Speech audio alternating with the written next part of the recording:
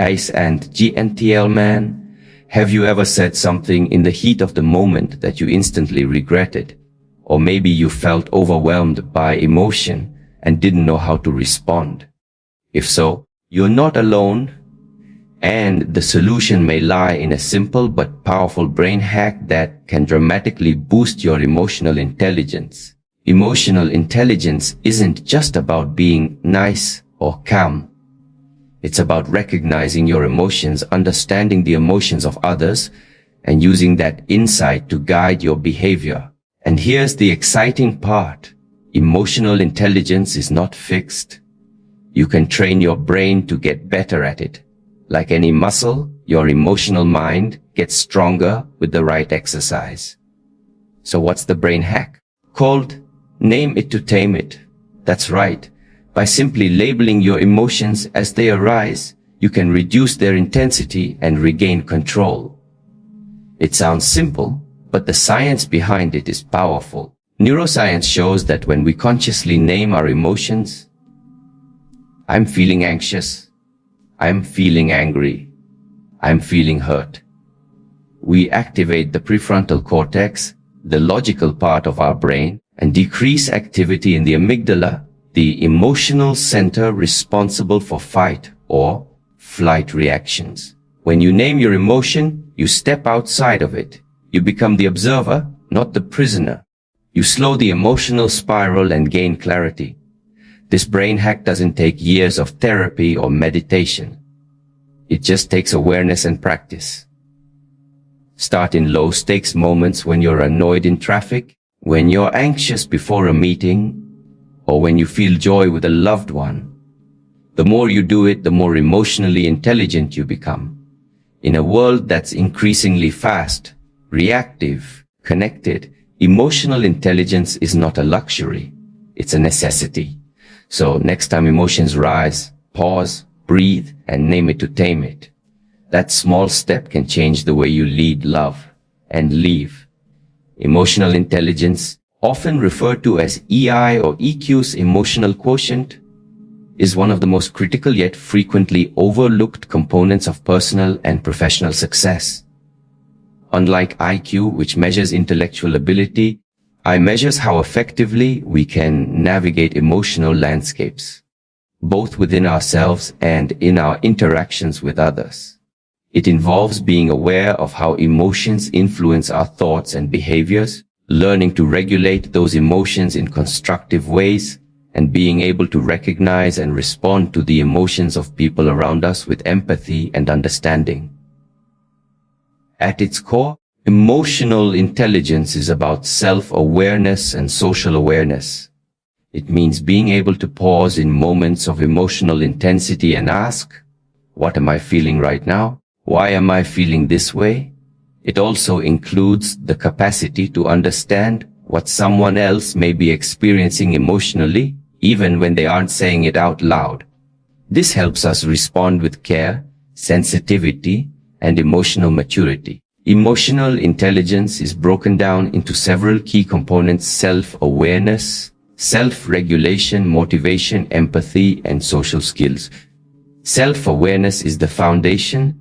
It's knowing what you're feeling and why. Self-regulation is the ability to manage those feelings in a healthy way, rather than letting them control you. Motivation is what drives you to achieve goals with resilience and optimism. Empathy allows you to connect with others and build meaningful relationships. And social skills enable you to communicate effectively, manage conflict, and inspire collaboration. People with high emotional intelligence are often more adaptable, better at resolving conflicts, and more successful in leadership roles, tend to handle stress more gracefully, and are skilled at maintaining balance in both their personal and professional lives. Unlike technical skills or knowledge, which may become outdated, emotional intelligence remains relevant and valuable across all stages of life and all fields of work. In essence, emotional intelligence is the human element in everything we do.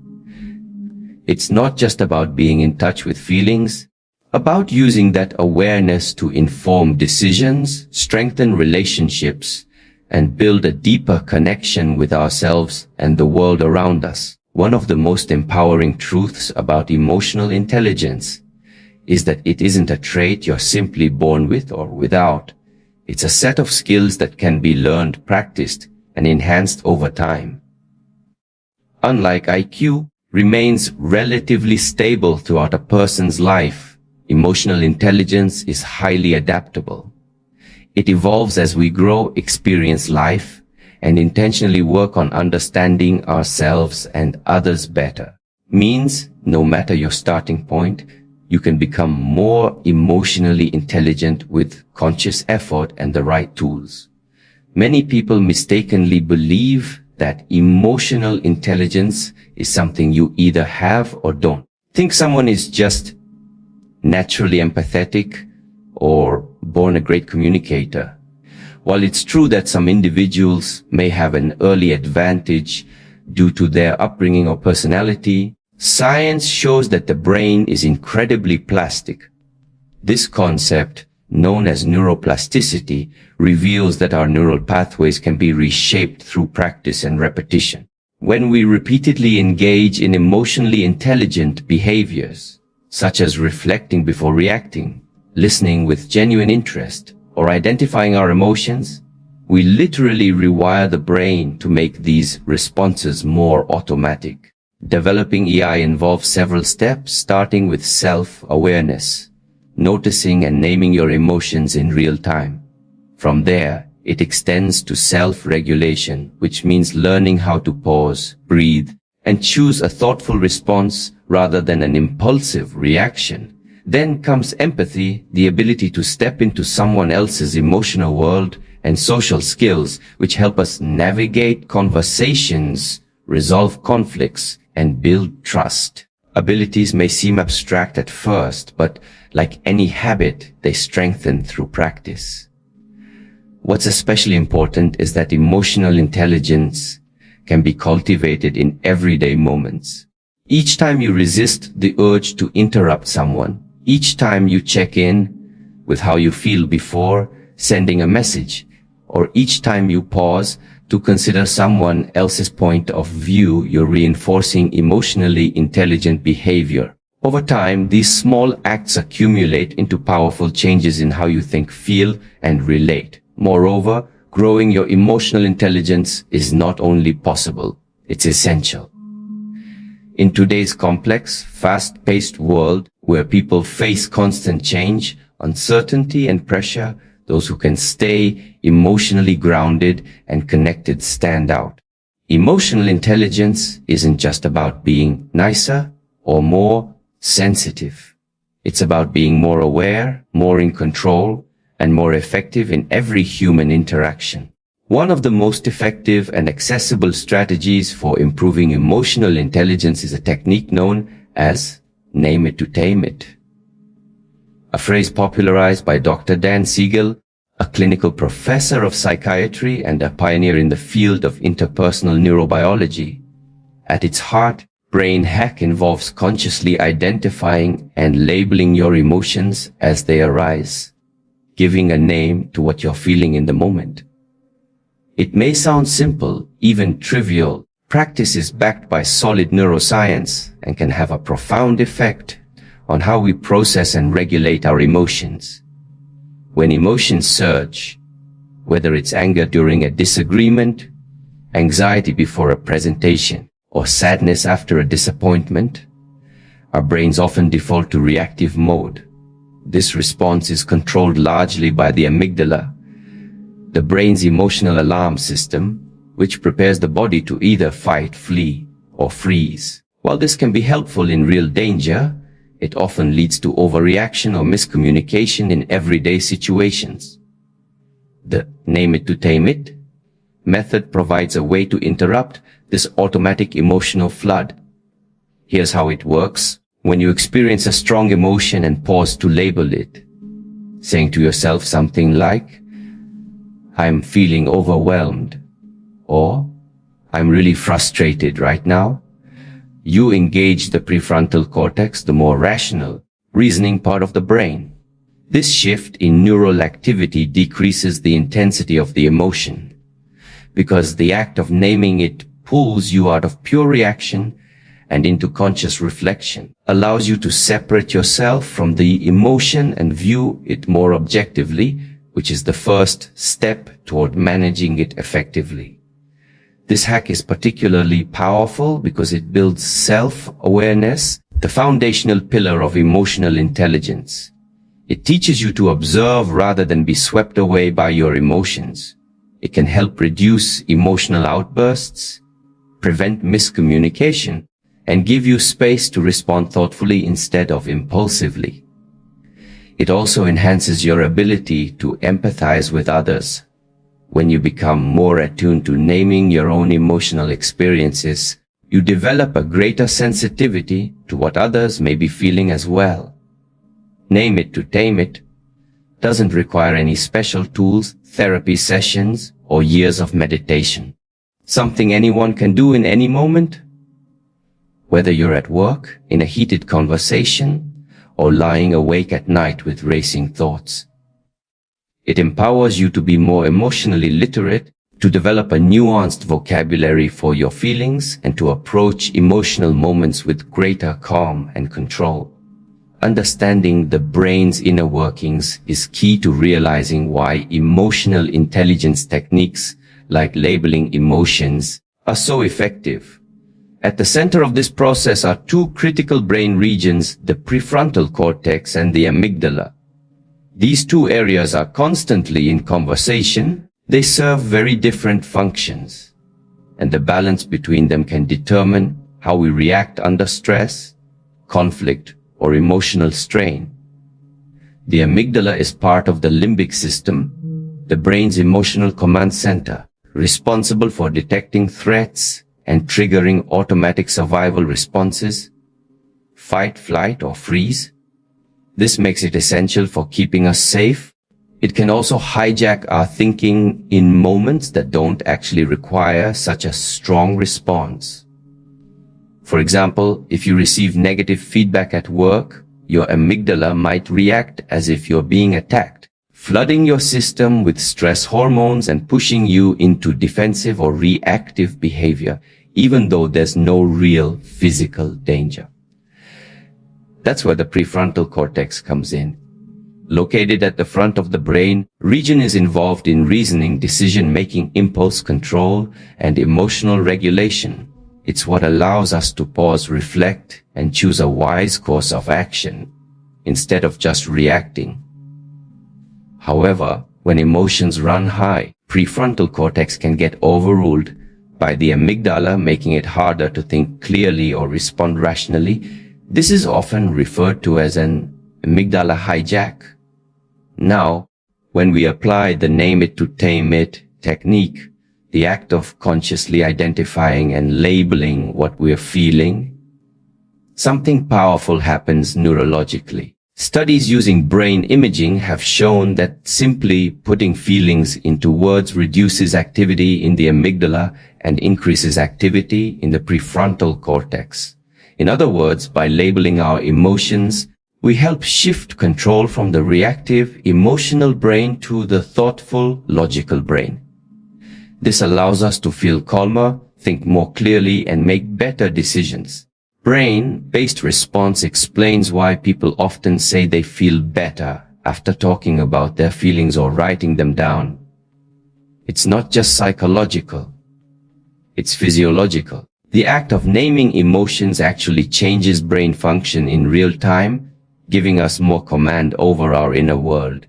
Instead of being ruled by fear, anger, or sadness, we regain a sense of stability and clarity. Ability to activate the prefrontal cortex through mindful recognition of emotion is one of the cornerstones of emotional intelligence and is essential for developing resilience, empathy, and healthy relationships. Understanding the brain's inner workings is key to realizing why emotional intelligence techniques like labeling emotions are so effective. At the center of this process are two critical brain regions, prefrontal cortex and the amygdala. These two areas are constantly in conversation, but they serve very different functions. And the balance between them can determine how we react under stress, conflict, or emotional strain. Amygdala is part of the limbic system, the brain's emotional command center. It is responsible for detecting threats and triggering automatic survival responses. Fight, flight, or freeze makes it essential for keeping us safe.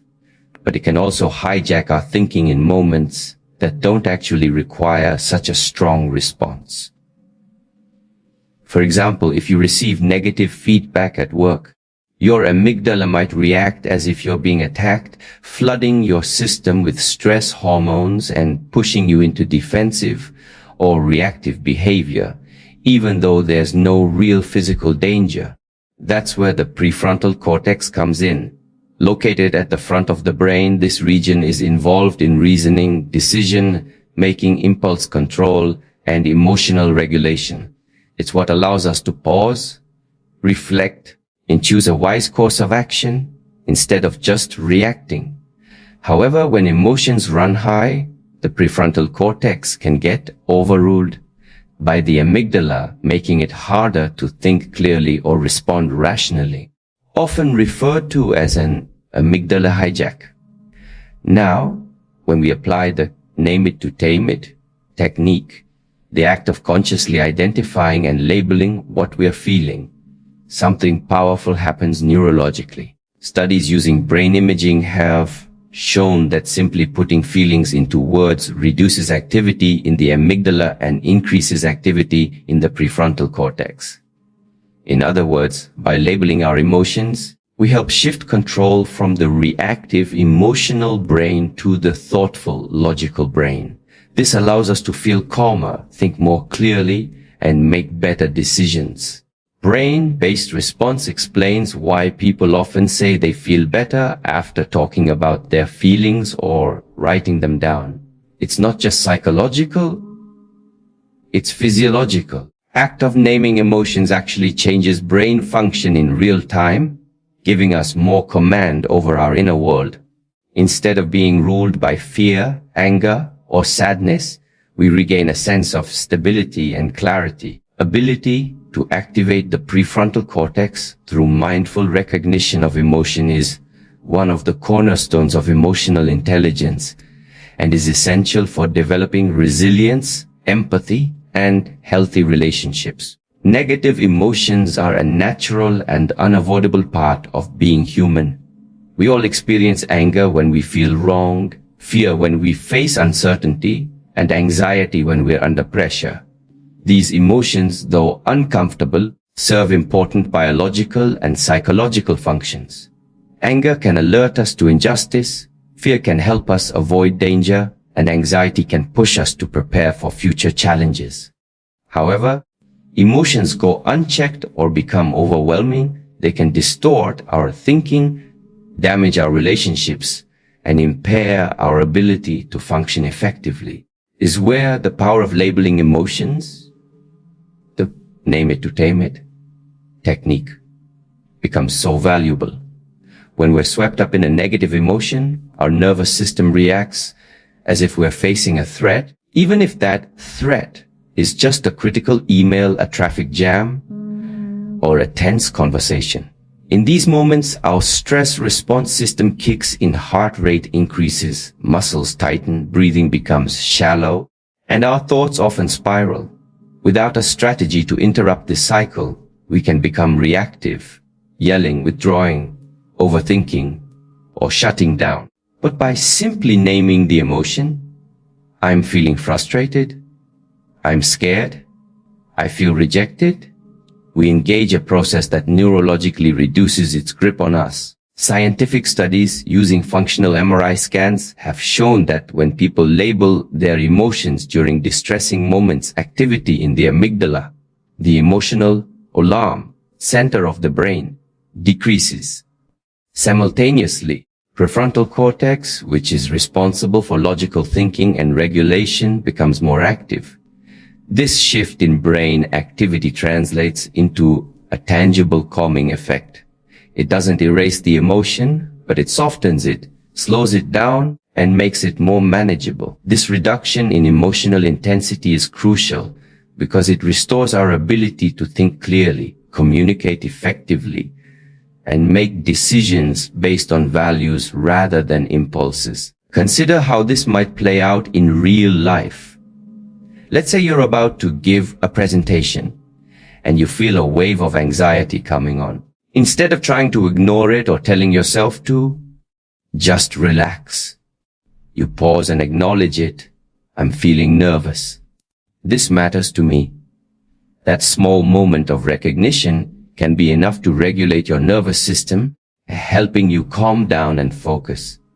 Or imagine you're in an argument with someone and start to feel angry. By mentally noting, I'm getting angry right now, you create a space between the emotion and your response, allowing you to choose how to proceed rather than escalating the conflict. This technique doesn't require any elaborate training or external tools.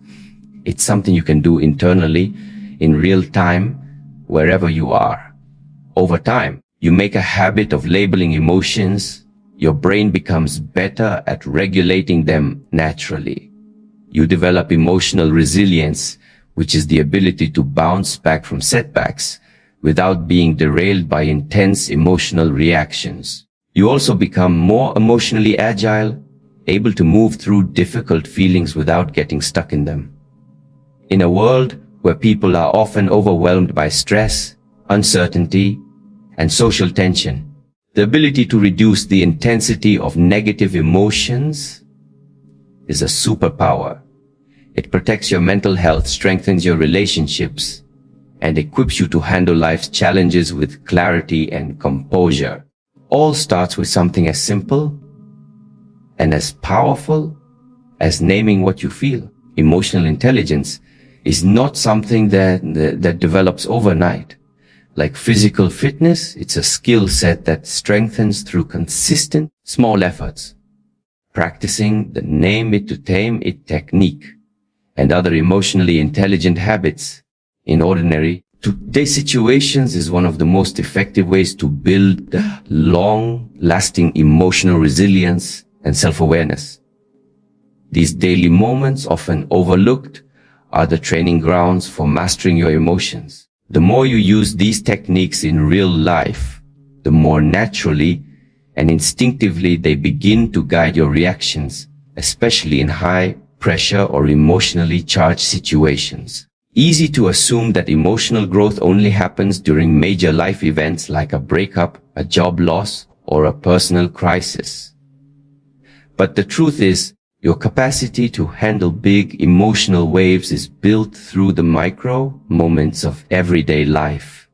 When you're stuck in traffic and start feeling irritated, that's an opportunity to notice and name your frustration.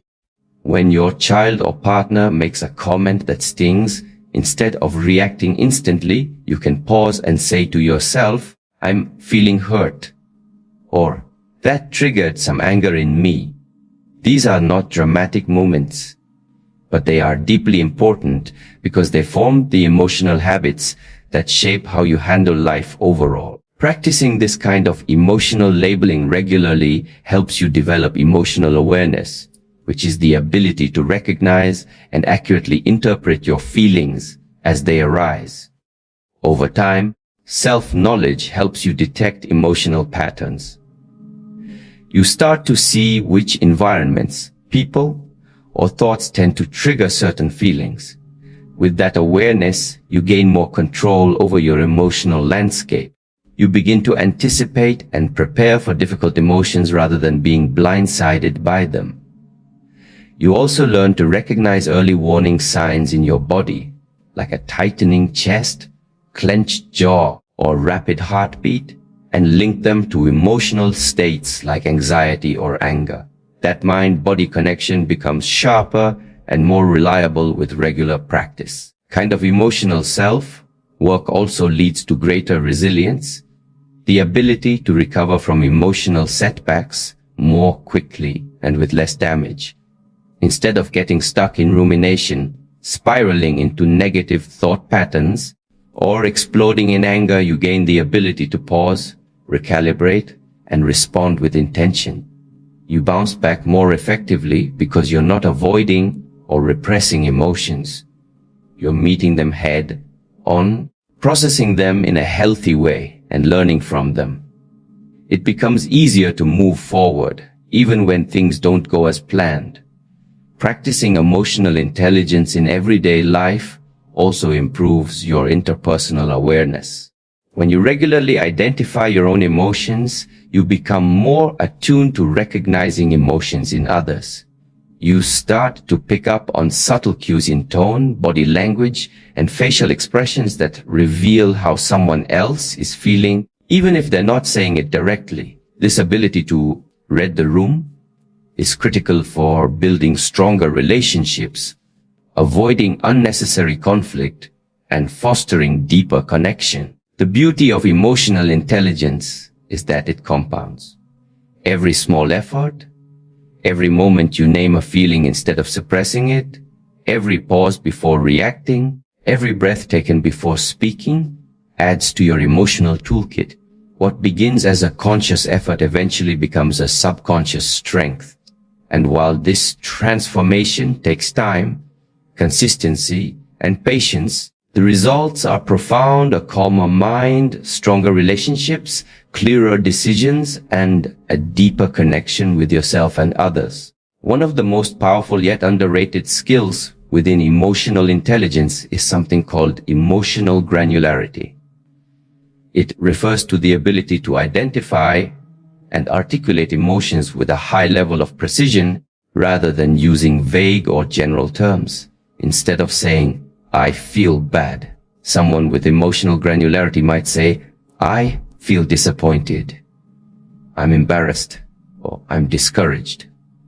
Instead of just saying, "I'm mad," they might pinpoint that they're feeling irritated, annoyed, resentful, or infuriated. These may seem like subtle differences. They actually represent dramatically different emotional experiences. And understanding those differences allows for far greater emotional insight and control. The problem with using broad or generic emotional terms is that they often lack clarity. Saying, "I feel bad," gives you no information about what's really going on or what action you should take. Is the feeling rooted in guilt, shame, exhaustion? Without specificity, your brain struggles to make sense of what you're experiencing, and you're more likely to either react inappropriately or suppress the emotion altogether. Emotional granularity, on the other hand, allows you to make finer distinctions and understand the unique causes, triggers, and potential solutions for what you're feeling. Developing this skill starts with expanding your emotional vocabulary. Most people use a limited set of emotional words to describe how they feel, often sticking to the basics like happy, sad, angry, or stressed. But our emotional lives are far more nuanced than that. A significant difference between feeling overwhelmed versus anxious, or between jealous and envious, or between content and fulfilled. The brain responds differently depending on how we define our emotional state. When we label an emotion precisely, we activate regions of the brain associated with cognitive control and emotional regulation, giving us greater clarity, composure, and direction. Let's say you walk out of a meeting feeling off, and you describe yourself as simply stressed. That label is so broad it could point to anything. Maybe you felt unheard. Maybe you were put on the spot and felt embarrassed, or maybe you're worried about workload. But if you pause and explore further, you might realize, actually, I felt dismissed, or I felt exposed. That level of clarity changes everything. Not only gives you a more honest picture of your emotional state, but it also points you toward more targeted coping strategies. If you felt dismissed, maybe you need to set boundaries. If you felt exposed, maybe you need time to recharge or prepare better next time. Emotional granularity also enhances communication. When you can accurately express your emotional state to others, they are more likely to understand, empathize, and respond appropriately. Instead of saying, "I'm just in a bad mood," you might say, "I'm feeling really disappointed about how that call went." That invites a much more meaningful conversation, builds trust, and reduces the chances of misunderstanding or defensiveness. It also models emotionally intelligent behavior for others and encourages a more open, supportive environment. Furthermore, having access to a wide emotional vocabulary supports self-reflection and personal growth. Journaling, meditating, or simply thinking through your emotions becomes more effective when you can describe them with specificity. The difference between painting with a few basic colors versus having access to an entire palette. Your emotional world becomes richer, more detailed, and more understandable.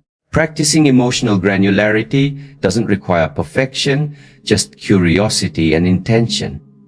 It means pausing and asking yourself, is there a better word for what I'm feeling right now? It involves exploring not just how you feel, but why you feel it, where it's coming from, and what it might be telling you. Over time, this practice builds a deep, intuitive understanding of your emotional self, and with that, ability to navigate your internal landscape with far more wisdom and grace.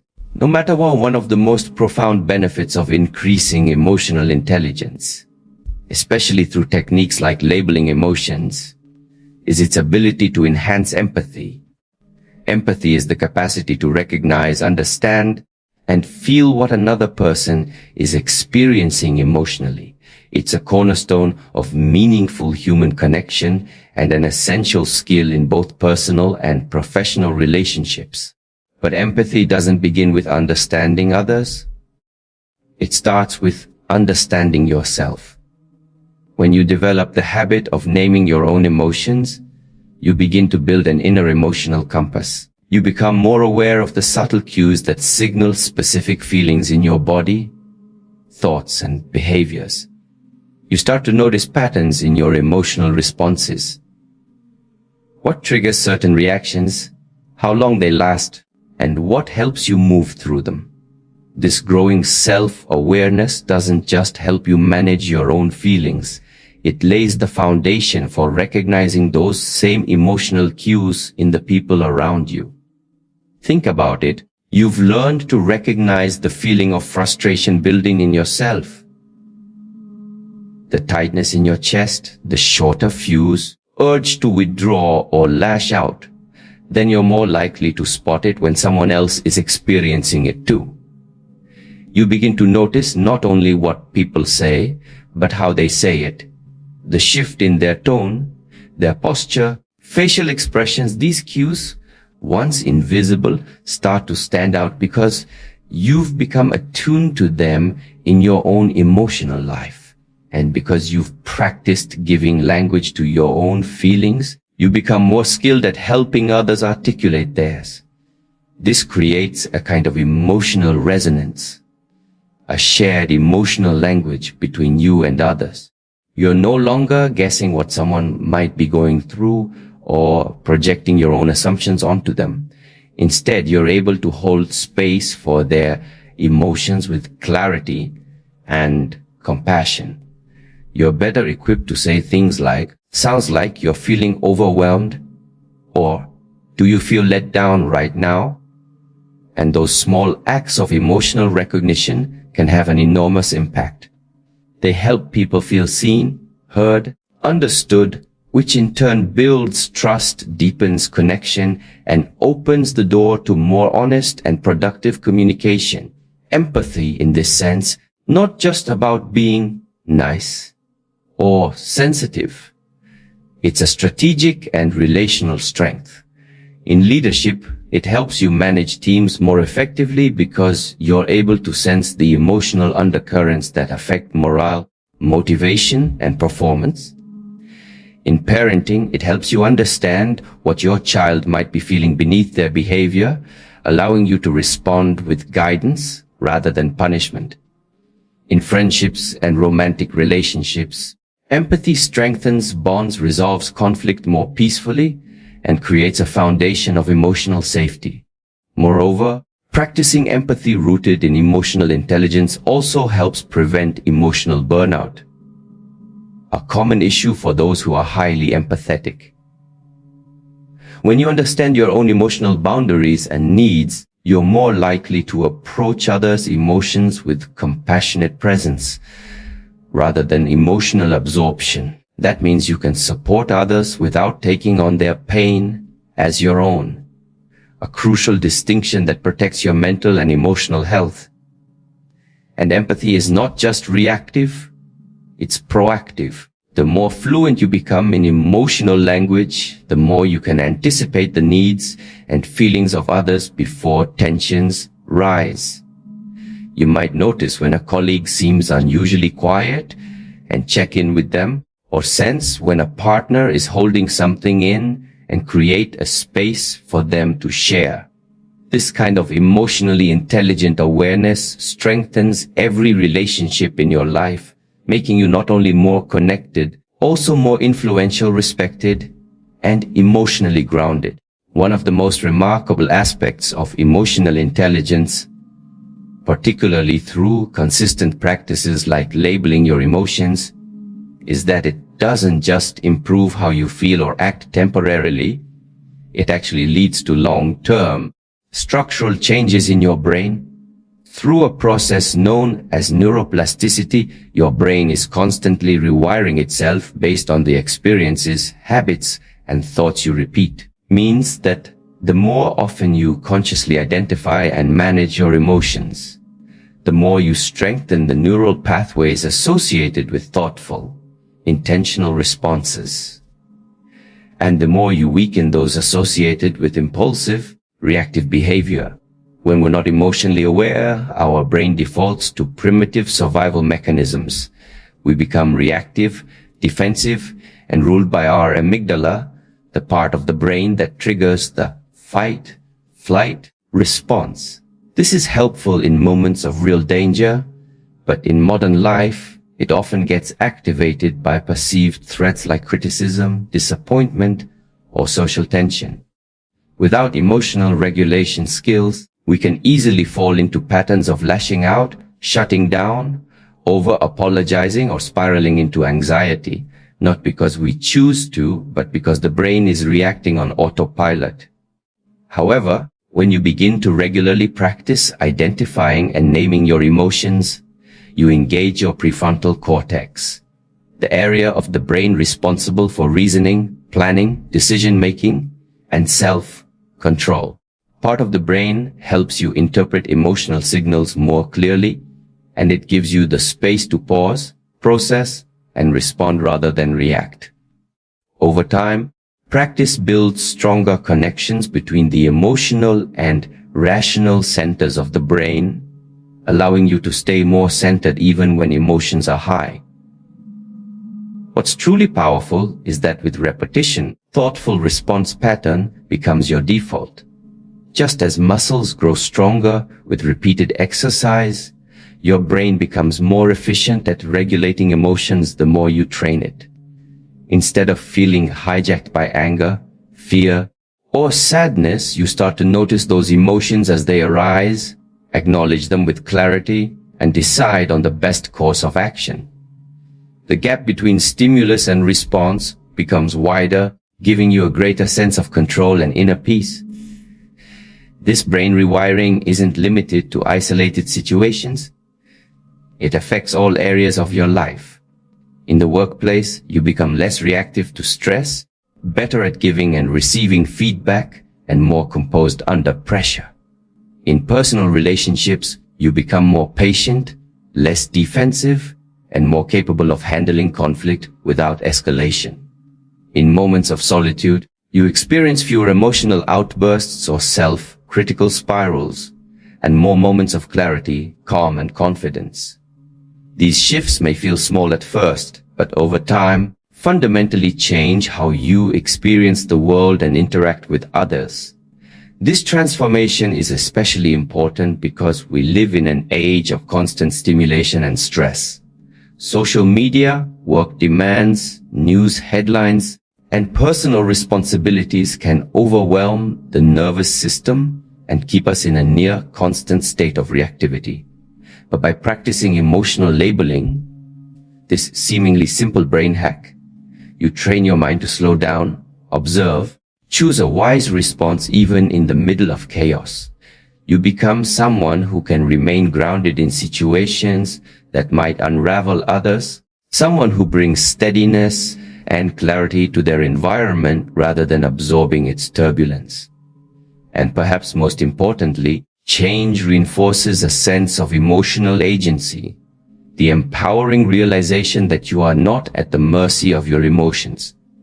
You don't have to be ruled by mood swings, reactive habits, or unconscious emotional scripts. You can become the conscious author of your inner life. And that shift is not only liberating, but deeply transformative. In a world where intelligence is often measured by test scores and titles, emotional intelligence remains the quiet superpower that truly sets us apart. By practicing this brain hack, motivate, reflect, rewire, we're not just changing habits, we're reshaping our minds and our lives. The next time you're faced with a challenging emotion, remember your brain is not fixed. It's flexible, adaptable, and incredibly powerful. Choose to grow. Choose to rewire, and choose to become the most emotionally intelligent version of yourself.